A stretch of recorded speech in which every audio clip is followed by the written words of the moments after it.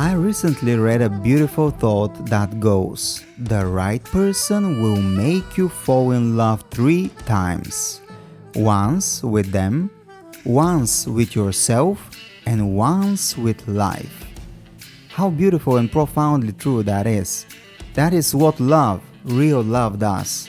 It gives you life, it fills you, inspires you, makes you want to live fully and hunger for more from this world without compromise and without pretense. But how do you find the right person, you may ask? The world has become too cold and harsh. It feels as though people, especially in recent years, have stopped feeling.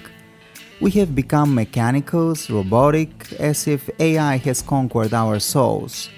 Everything has turned into a transaction, even love. But can love ever be a transaction? No, it cannot. Love is not a bank transfer, a paycheck, or an AI algorithm. What the masses call love in the modern world is not actually love. Marriage today is rarely a marriage of souls. It's a marriage of bank accounts, which is entirely different and has nothing to do with love. People come together not because their souls yearn for it, but because they fear loneliness and the truth that only solitude can reveal. They stay together for financial convenience or simply because they want children and feel they have no time left to wait for the right person. They turn into mere roommates. When souls don't crave each other, marriage and the so-called love degenerate into a sad lifestyle transaction and a dry, unfeeling contract. I give you this and you give me that. Then we wonder why divorce and infidelity rates are skyrocketing or why people don't want to get married anymore. It's totally natural, right? When there is no love, only convenience, a moment comes when the convenience runs out, and that is when the marriage ends too. I have always said that true love needs 2 hearts, 2 souls, and 2 sexual organs. If you need more than 2 sexual organs, then either there is something fundamentally wrong with your relationship, something unresolved within yourself, or it is simply not love. I hear people on social media saying that love is dead, that it no longer exists. On the contrary, love exists, but true love thrives only on purity. The purity of souls. It doesn't walk through filth. It cannot survive in dirty souls that crave nothing but money, sex, and profit. Love requires courage, character, and morality. Unfortunately, fewer and fewer people have the courage and character to fight for love. Love is turning into a beautiful wild bird hidden deep within an ancient oak forest. Hard to see, hard to hear. Love is becoming a beautiful enigma. On the other hand, people are becoming colder and increasingly materialistic. Words like honor, morality, dignity, and courage are disappearing from our everyday vocabulary. Love loves courage, but it seems people love money more. And anyone who chooses money, luxury, and the material world over love always pays a price. A heavy price. Every paycheck comes with a price tag. In fact, it seems everything in this life has a price. The good, the evil, love, and hatred. Perhaps we, as human beings, need to carefully weigh which price is actually worth paying. Without this true love, life doesn't make much sense, right? But how do you find the right person to ignite this love? Especially now in this world, a world that has turned into a swamp of spiritual emptiness and materialism. To be honest, I don't even know myself. I wonder too. I know that for some people, meeting the right person is destiny, while for others, it is accumulation and result of making the right life choices. Every single one of us came into this world with a mission. Everyone has lessons to learn and truths to comprehend. In my opinion, some of the most important principles for finding the right person are as follows. First, love and respect yourself. Perhaps the saying is true, no one else can love you if you don't love yourself. We must heal the wounds of our past, change the things we dislike about ourselves, and become the upgraded version of who we are, a version we respect and value. Love seeks love.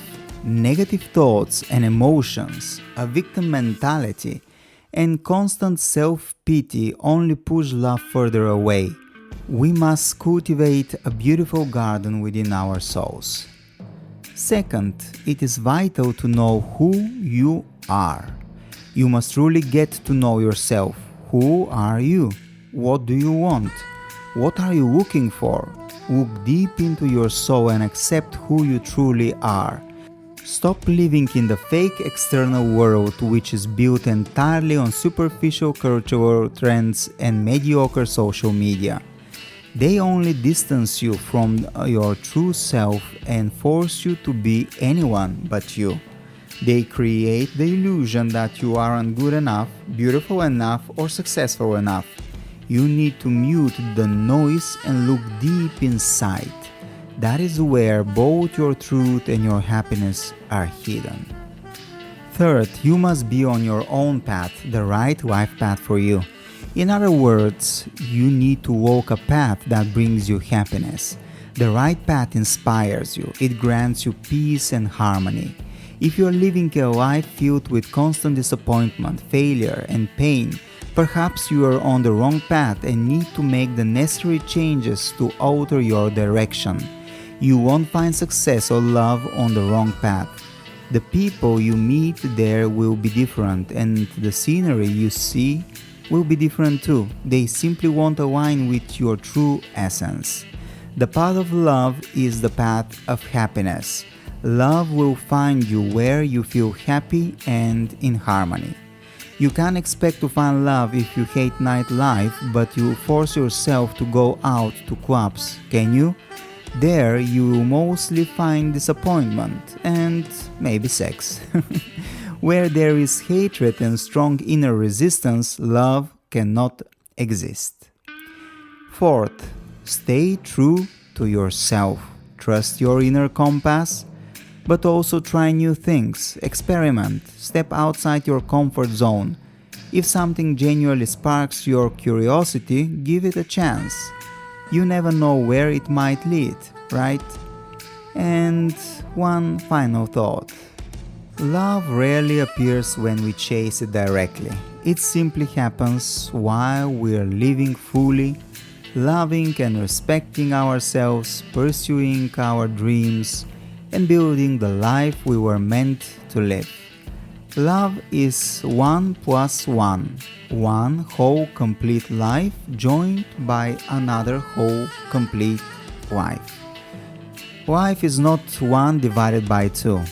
If you haven't found yourself, if you don't have your own path, if you haven't become a complete person in your own right, no one else can fill the emptiness within you. Half plus half is not a love.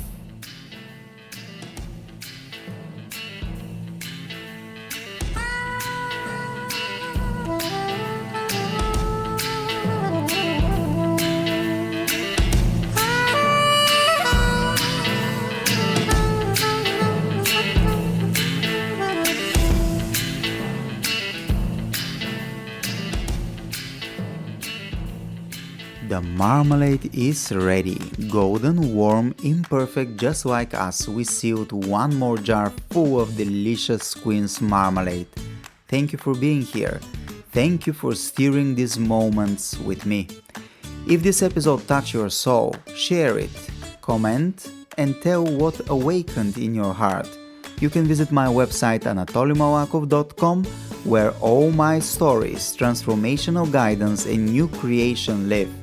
I'm Anatoly Malakov, and this is Queen's Marmalade, where we turn life into art and the truth into sweetness.